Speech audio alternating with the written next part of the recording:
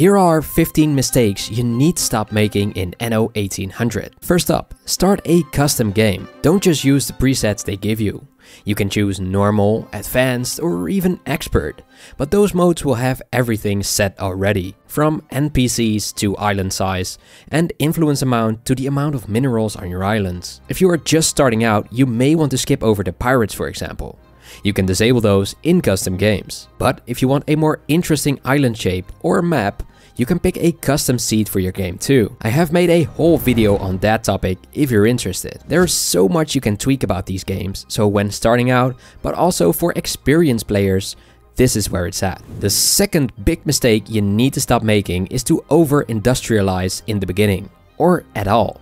You don't need massive amounts of steel, or steel at all. You can buy steel from NPCs, and thus save you the cost of producing it yourself. This whole game is a big business simulation, micromanaging everything. Therefore, you must think about your cash flow first and foremost. That also counts for other buildings, of course. You don't need 10 fisheries because you think it's handy to have fish ready. Build it when you need it. Unnecessary production will not only drain you of money with maintenance costs, but also manpower. Now, I've shown in my other videos why having paved roads is important, but most still use the dirt roads. And that's the third big mistake you need to stop making. Dirt roads are good for the beginning, but once you're past that, you need to start upgrading these. You can see from this image here the huge effect that it has on buildings and the range of which they serve inhabitants. The bigger the sphere of influence is, the less buildings you need to make to provide basic needs. But also production buildings, because those also have a certain range which determines how far their cart can travel in order to fetch and deliver resources from and to the warehouses. So upgrade those roads. You also need to stop not having a limit on how much goods you can export, or how much goods can be taken for your trade routes. If you're sharing resources with another island for their production line, depending on how close that island is, most likely you will be out of that particular resource on the main island in no time. That's because it will just ship over everything as fast as it can. Therefore, set a minimum for that resource on your main island. That's like saying you can grab everything except 40 tons of timber. Now, you can keep a certain amount and your main island won't be without timber. But of course, this counts for almost every resource. This is also one of those micromanaging aspects of the game which make it very interesting. The fifth mistake you need to stop making is ignoring the island shares menu. The amount of games I have saved with buying shares is amazing. Whether it's in war because of mistakes you made or anything else, buying shares is an amazing way of having a steady income regardless of the situation on your island. Just make sure you still have cash left for whenever your income goes red. You basically buy pieces of their island and get income for it in return. So it can also cause war. So be careful with it. Not staying organized is also a big no-no. In my first games, I always put buildings wherever, but having certain production buildings next to each other, or at least in the same corner, actually makes a lot more sense. You can quickly see how they're doing, adjust settings for all of them, or just know how much you really have without going too deep into the stats of your island. The only valid reason to not have production buildings close to each other is because you haven't built fire stations nearby, or because they require more room to produce. And that brings me to another point. Build fire stations, and a lot of them, even if they are already covered in the sphere of one.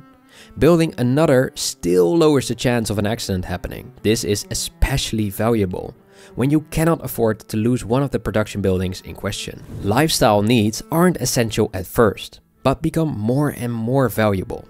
It provides more income for you, even though it will probably cost you something too. This scales with it though.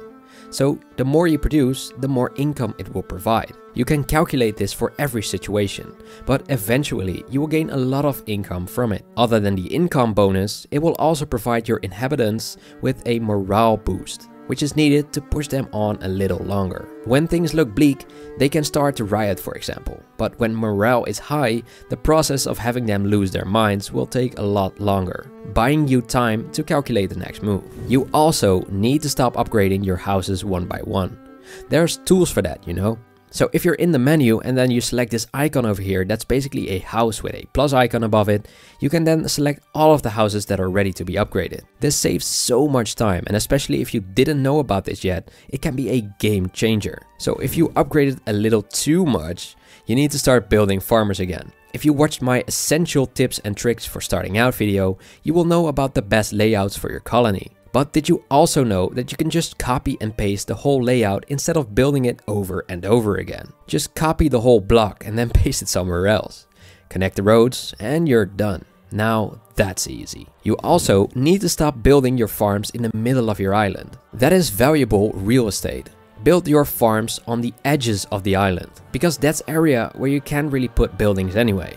This is also a great way of filling up your island using every inch. This also works in areas of your island where there's a river going through it. If you're just starting out and you have no idea what you're doing, you will get negative income pretty fast. This is most likely due to you having built steel factories without realizing the consequences to your income. If that's the case, you can go to that building and just pause production. Depending on the difficulty of your game, it will most likely halt the negative income entirely or halve it.